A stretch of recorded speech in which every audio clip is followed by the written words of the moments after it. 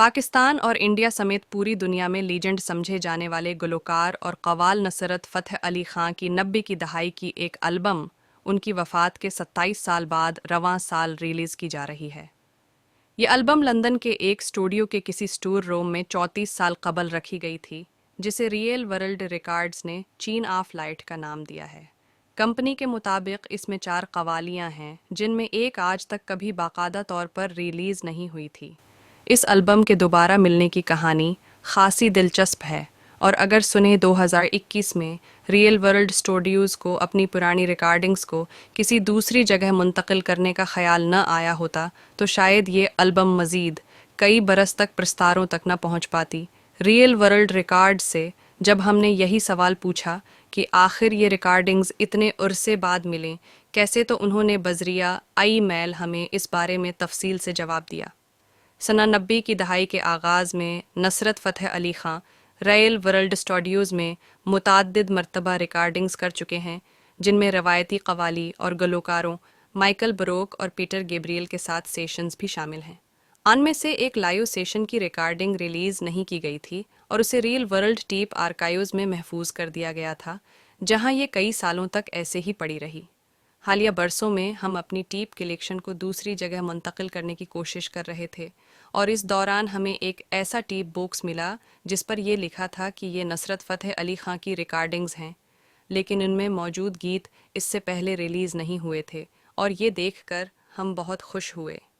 वो बताते हैं कि पुरानी एनालॉग टेप की बहाली बहुत एहतियात से की जानी थी, इससे पहले कि उसे सुना जा सके, लेकिन जब उसे एक मरतबा डिजिटल फॉर्मेट में मुंतकिल किया गया और रियल वर्ल्ड के स्टूडियो में उसका एक मक्स बनाया गया, तो ये तस्दीक हो सकी कि ये सब पहले कभी नहीं सुनी गई और न ही उन्हें पहले रिलीज़ किया गया।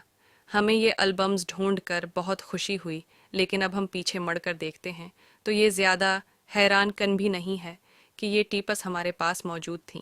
सना 90 की दहाई में हम नुसरत की एल्बम्स रिलीज़ करने के हवाले से ख़ासे महतात थे, क्योंकि हमारे में पास उनकी मूसीकी को प्रोमोट करने के लिए वक्त भी था और जगह भी।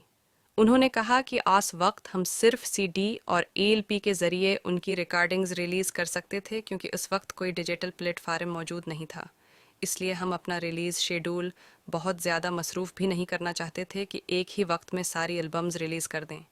इसलिए कुछ गानों को बाद में रिलीज़ करने के लिए एक तरफ रख देना कुछ नया नहीं था। ताहिम इन टिप्स को हम वक्त के धंधलके में मुकम्मल तौर पर फरामोश कर चुके थे, जब तक हमने उन्हें कई बरस बाद दोबारा नहीं ढूंढ लिया। कंपनी को ये रिकॉर्डिंग्स सुना 2021 में मिल गई थीं, लेकिन उन्हें रिलीज़ करने में कंपनी को इतना वक्त क्यों लगा? इसके जवाब में रियल वर्ल्ड का कहना है कि हमें इस टेप को बहाल करने, माइकल बरोक की मशावरत से मक्स बनाने और फिर उसे एक फ़न पारे की शक्ल देने में वक्त लगा। हम ये तसल्ली करना चाहते थे कि हम उसे इंतहाई खुसूसी एल्बम को बेहतरीन अंदाज में रिलीज़ करें। कंपनी का कहना है कि उस एल्बम में 4 कवालियाँ कल 42 मिनट की हैं और मुकम्मल सेशन रिलीज़ किए जा रहे हैं। रियल वर्ल्ड रिकॉर्ड्स का कहना है कि हम इस हवाले से नुसरत की ख़ानदान से मुसलसल राबते में हैं और हम हमेशा से ही उनसे राबते में रहे हैं। रियल वर्ल्ड रिकॉर्ड्स के पास माजी में भी नुसरत की मुतअद्दिद एल्बम्स रही हैं और हम उनकी इशात के हवाले से भी काम करते रहे हैं, इसलिए कोई ऐसा वक्त नहीं रहा जब हम उनके साथ राबते में न हों। ताहम हमारे ये एक बेहतरीन लम्हा था जब हमने उन्हें ये बताया कि हमने एक बेहतरीन रिकॉर्डिंग हासिल कर ली है। उनका मज़ीद कहना था कि हमें उम्मीद है कि किसी भी दूसरी चीज़ से ज़्यादा ये रिकॉर्डिंग्स और उसकी रिलीज़ के हवाले से मौजूद तमाम तोजह अज़ीम गुलकार नुसरत फ़तेह अली ख़ां की मीरास को ज़िंदा रखेगी। आन की मूसीक़ी हर दौर में ज़िंदा रहेगी और उसकी कशिश मुतअद्दिद सक़ाफ़तों में लोगों को अपनी जानिब मुतवज्जा करती रहेगी।